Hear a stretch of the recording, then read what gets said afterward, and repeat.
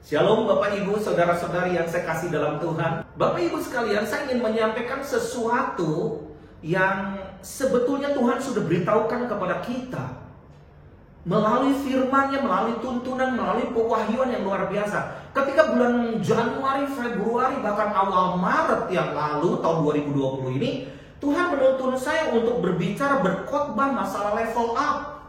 Bahkan sejak dari tahun 2019, bahwa level up yang Tuhan mau, bahwa ini merupakan satu kita, we have to get up to the standard yang Tuhan mau. Dan ini merupakan satu era yang disebut the great shifting, yaitu shifting paradigma kita, shifting pola kerja kita, shifting strategi kita. Wow.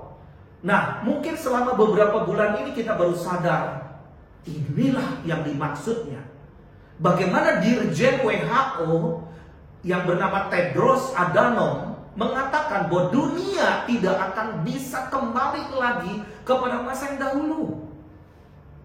Bahwa situasi yang dahulu itu sudah dilupakan dan kita sedang memasuki dunia yang baru yang disebut the new normal. Jadi ini masanya kita harus fly higher. Nah Bapak Ibu sekalian, jangan sampai misfokus. Salah kita berfokus. Kita harus mendengar apa suara Tuhan. Firman Tuhan di dalam 2 Petrus 1 ayat 16 dan 17 berbunyi demikian. Sebab kami tidak mengikuti dongeng-dongeng isapan jempol manusia ketika kami memberitahukan kepadamu kuasa dan kedatangan Tuhan kita, Yesus Kristus sebagai Raja. Tetapi kami adalah saksi mata dari kebesarannya.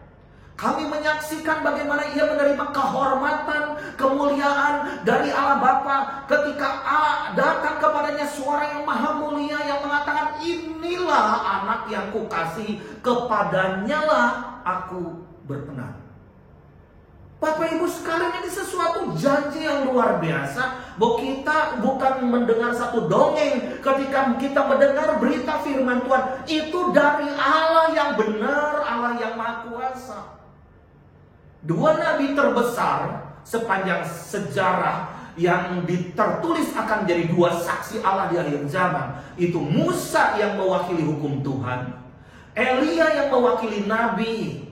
Roh akan terjadi satu gelombang roh yang memulihkan atau merestorasi, start dari father and son. Hati bapak-bapak kembali kepada anak-anak, hati anak-anak kembali kepada bapak-bapaknya. Dan pemulihan segala sesuatunya. Mereka itu muncul mewakili daripada pribadi Tuhan Yesus. Siapa Yesus itu? Yesus adalah firman yang menjadi manusia. Di dalam Yohanes 1 ayat 14, firman itu telah menjadi manusia dan diam di antara kita semua. Dan kita telah melihat kemuliaannya, yaitu kemuliaan yang diberikan kepadanya sebagai anak tunggal Bapa, penuh kasih karunia dan kebenaran. Jadi seringkali Bapak Ibu sekalian, kita banyak mendengar berita hoax, berita menggemparkan, menakutkan, mencemaskan mengenai antikris 666, akhir zaman, lalu kedatangan Yesus semakin dekat. Saya katakan, yes, tanda-tandanya sudah jelas. Tetapi jangan sampai kita fokus kepada masalah, kepada gelombang yang diciptakan oleh setan yang membuat teror ke seluruh dunia. Bapak Ibu sekalian, di dalam Filipi 2 ayat 9 dan 10, firman Tuhan berkata begini, itulah sebabnya Allah sangat meninggikan dia dan mengaruniakan kepadanya nama di atas segala nama di dunia ini, supaya dalam nama Yesus semua orang bertekuk lutut, segala yang ada di langit, yang ada di bumi, bahkan yang di bawah bumi sekalipun. Jadi kita ini punya jaminan di dalam firman Tuhan. Kita punya nama yang menjamin hidup kita. Makanya don't look back, jangan melihat ke belakang. Don't look down, jangan melihat selalu ke bawah. Karena ketika kita sailing, kita berperahu, kita berlayar di satu danau lautan, Tuhan gak jamin tidak akan ada gelombang. Gelombang itu selalu ada. Tetapi ketika we look up to the name of names, of the King of Kings, kepada Raja di atas segala raja, maka kita bisa step up. meningkat dalam hidup kita. Sembahlah Dia, karena Dia layak disembah. Nah, dalam masa kegoncangan, dalam beberapa bulan ini Bapak Ibu sekalian, krisis yang hebat sedang menekan. Bahkan secara mental pun kita tertekan, down. Tetapi saya belajar satu hal Bapak Ibu sekalian, ketika dalam satu situasi kesunyian, ketika saya waktu itu jalan pagi, saya harus membuat badan saya sehat, saya berolahraga. Saya biasanya 1 jam saya berdoa keliling sambil berolahraga. Saya sambil berdoa kepada Tuhan. Ada satu suara yang berbunyi kepada saya, keluar dari zona dan lakukan sesuatu. Saya katakan dunia sedang dilanda satu kegoncangan yang luar biasa. Saya merasa bahwa saya tidak mampu berbuat apapun saat ini. Kami sedang terisolasi. Jadi Tuhan katakan, aku akan membuat satu terobosan dengan caraku, with my way, kata Tuhan. Lalu saat pulang dari olahraga itu, lalu saya mulai telepon teman-teman. Ternyata banyak teman-teman yang merasa kepanikan, ketakutan yang luar biasa. Bahkan banyak yang orang-orang mengalami kebutuhan yang luar biasa. Lalu saya berteriak di situ, Tuhan, what should I do? Apa yang harus saya lakukan? Injil itu tidak pernah terbelenggu, kata Tuhan. You can do greater. Kamu bisa lakukan banyak hal-hal yang besar, bahkan yang lebih besar dari apa yang Tuhan Yesus lakukan pada zamannya. Waktu itu kita mulai out of the box pola pikir saya berbicara kepada teman-teman, rekanan semua, yuk kita bikin satu live streaming. Udah kita pakai damailah Indonesiaku, damailah Indonesiaku itu supaya di Indonesia gelombang itu teduh, gelombang itu redah. Dan kita membuat satu program namanya Wake Up Call. Dari Wake Up Call gitu, respon begitu banyak, luar biasa. Dan banyak orang dikuatkan kembali, banyak orang dibangkitkan kembali secara roh, dan mereka on fire sekali. Lalu kami buat juga trumpet call. Setelah beberapa kali kita buat program Wake Up Call, kita berubah menjadi trumpet call. Tadinya saya pikir the last days, dan Tuhan kata, no, jangan fokus kepada last days. This is just the beginning of the war. Ini permulaan daripada peperangan, yaitu peperangan rohani. Jadi kita buat program trumpet call. Lalu kita buat juga program live streaming yang lain, yaitu membangun mesbah di rumah-rumah. Karena tanpa mesbah bagaimana kita bisa kuat? Tanpa mesbah bagaimana kita bisa berperang? Kalau kesehatan rohani kita sakit, kita terintimidasi, kita takut, maka kita bisa kalah di tengah jalan. Maka kita buat malam puji dan sembah, Catching the Fire. Wow, saya mendapat kesaksian yang luar biasa Bapak Ibu sekalian. Bagaimana orang-orang yang lemah, yang khawatir, yang takut dikuatkan. Sampai hari ini mereka banyak mendengar lagu-lagu ini melalui YouTube. Dan mereka dikuatkan, dan tidak sedikit yang sakit, bahkan terpapar terkena corona COVID-19 ini. Bapak Ibu sekalian, mereka menjadi sembuh. Nah, melalui program ini kami bisa mencetak puluhan ribu APD yang dikirimkan ke seluruh penjuru Nusantara. 450 rumah sakit, bahkan puskesmas. Waktu itu masa lockdown itu bagaimana untuk mengangkut logistik ini? Kami dipinjamkan beberapa pesawat, kapal laut dan lain sebagainya. Tidak terhitung puluhan ribu sembako kami bagikan.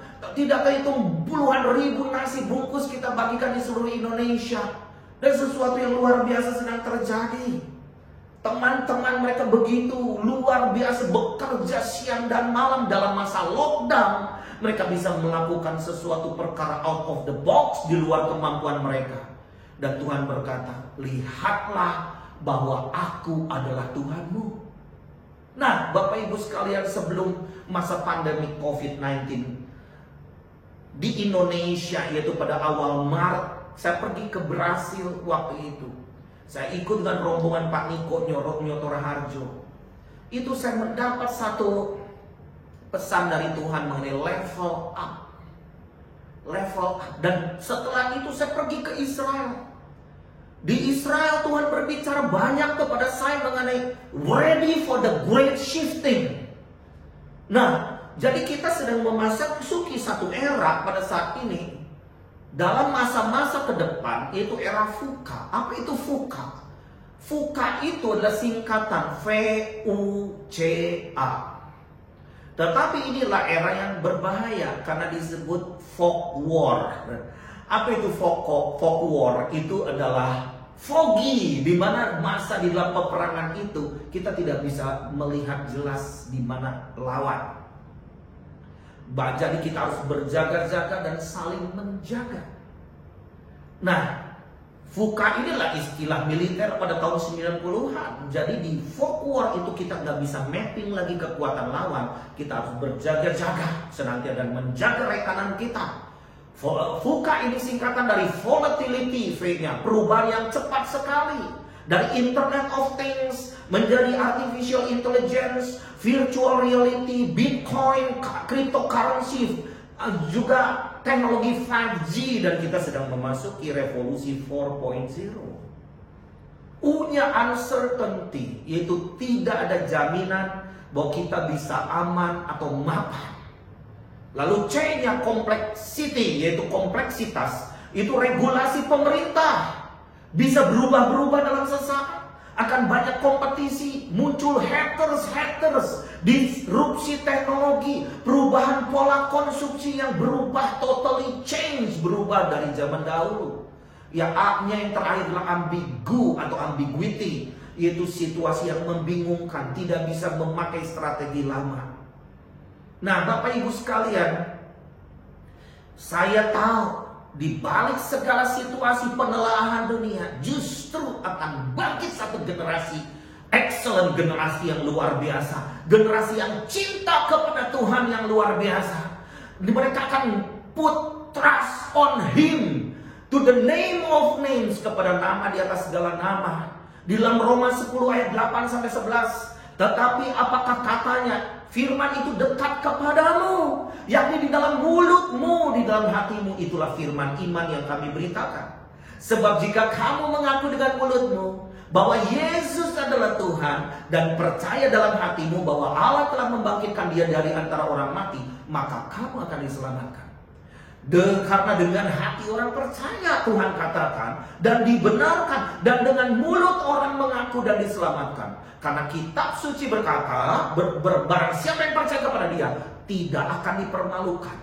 Buktikan masa ke depan itu masa nama Yesus akan disebut kembali, dan semua orang akan mencari kebenaran yang sesungguhnya. Di mana firman Tuhan berkata bahwa semua bertekuk lutut kepada nama Yesus dan tidak ada nama lain. Dalam segala lidah firman Tuhan katakan Yesus Kristus adalah Tuhan, bagi kemuliaan Allah Bapa kita. Nah, Bapak Ibu sekalian, kita akan masuk di dalam satu era yang dimana pada bulan Agustus ini kita proklamasikan nama Dia. Bapak Ibu sekalian, pada tanggal 17 Agustus tahun 1945, dua putra bangsa terbaik kita, Bapak Insinyur Soekarno didampingi dengan Dr. Andes Muhammad Hatta, dengan bertempat di Pegangsaan Timur nomor 56 Jakarta Pusat, tepat pada pukul 10 WIB, membacakan teks proklamasi Republik Indonesia. Wow, dunia langsung mendapat satu news, satu good news, bahkan seluruh bangsa Indonesia. Kita merdeka. Bapak Ibu sekalian, di dalam Yeremia 1 ayat 10, firman Tuhan berkata, ketahuilah, pada hari ini aku mengangkat engkau atas bangsa-bangsa, atas kerajaan-kerajaan, untuk mencabut dan merobohkan, untuk membinasakan dan meruntuhkan, untuk membangun dan menanam. Jadi Bapak Ibu sekalian, kita harus mengerti bahwa Tuhan sudah menaruh perkataan di dalam mulut perkataan kita dan sudah mengangkat kita atas satu otoritas yang luar biasa. Itu bahwa kita harus proklamasikan nama di atas segala nama itu Tuhan Yesus Kristus. Dan saya yakin percaya gelombang ini akan menjadi gelombang, menjadi yang the carrier, pengangkut the presence of God dimanapun mereka berada. Dan mereka akan menjadi generasi, bukan hanya melihat, mereka akan menjadi penjala manusia, menjadi harvester, penuai yang luar biasa. Siap gak siap, tuaian ini sedang terjadi. Yang kedua, kita memiliki hak.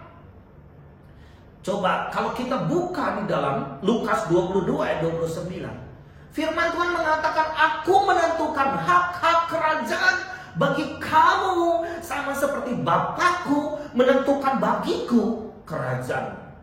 Menentukannya bagiku. Bapak Ibu sekalian, jadi Tuhan sudah menentukan hak bagi kerajaan. Makanya ketika kita berdoa, Thy kingdom come, Thy will be done, kerajaanmu datang, jadilah kehendak di bumi, di tempat kerja, di kota, di rumahmu, di lingkunganmu, di desamu, seperti di surga. Bapak Ibu sekalian, firman Tuhan itu so powerful. Dikatakan bahwa kerajaan maut sudah dikalahkan. Di dalam 1 Korintus 15 ayat 26, firman Tuhan berkata bahwa musuh terakhir yang dibinasakan ialah maut. Jadi, yang ketiga kita harus yakin percaya bahwa roh yang di dalam kita lebih besar.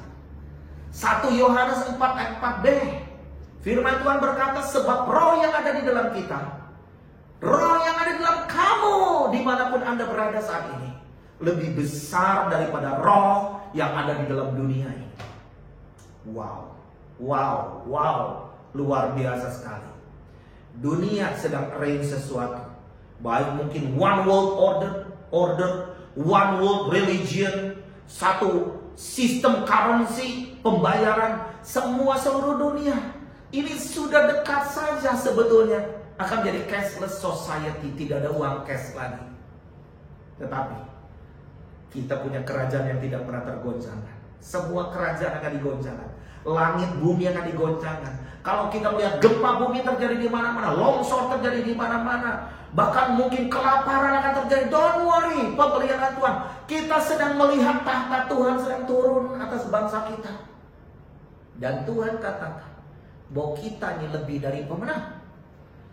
Kita lebih dari pemenang. Di dalam Roma 8 ayat 37. Tetapi dalam semuanya itu kita lebih daripada orang-orang yang menang.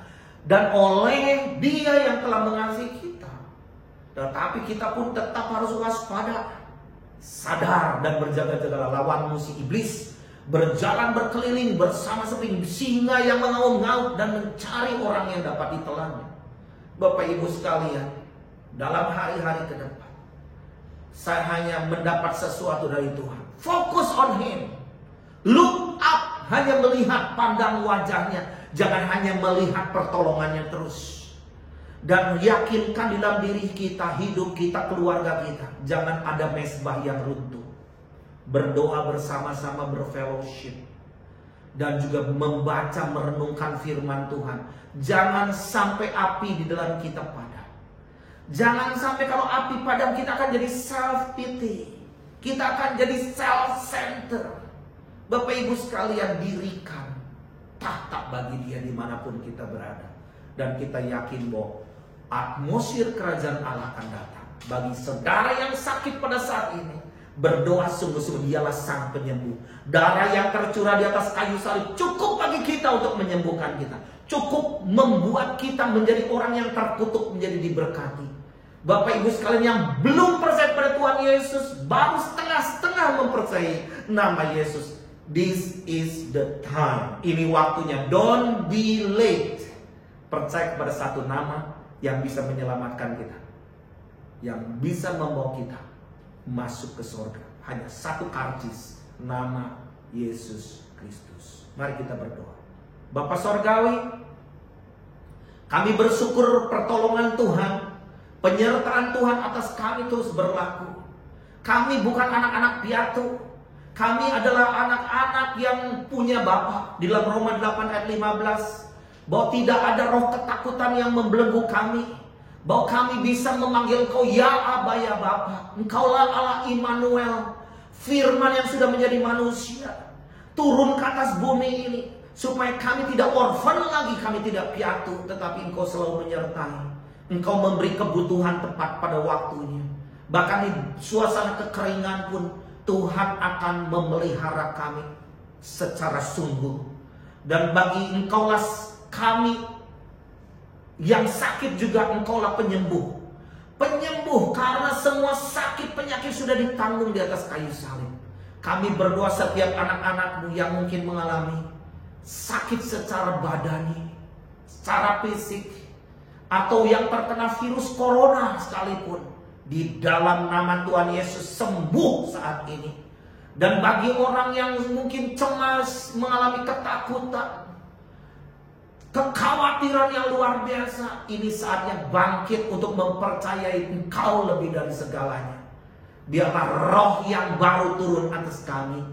Ada api yang menyala-nyala dalam hidup kami. Dalam situasi apapun kami akan tetap mengasihi Engkau. Diberkati anak-anak-Mu dimanapun mereka berada. Di tempat kerja, di ruang kerja mereka di rumah, atau di kantor, dimanapun mereka berada, di toko-toko sekalipun, diberkatilah. Biarlah kerajaan Allah turun di tengah-tengah mereka. Terima kasih Tuhan. Dalam nama Yesus kami berdoa. Amin. Tuhan memberkati kita semua. Shalom.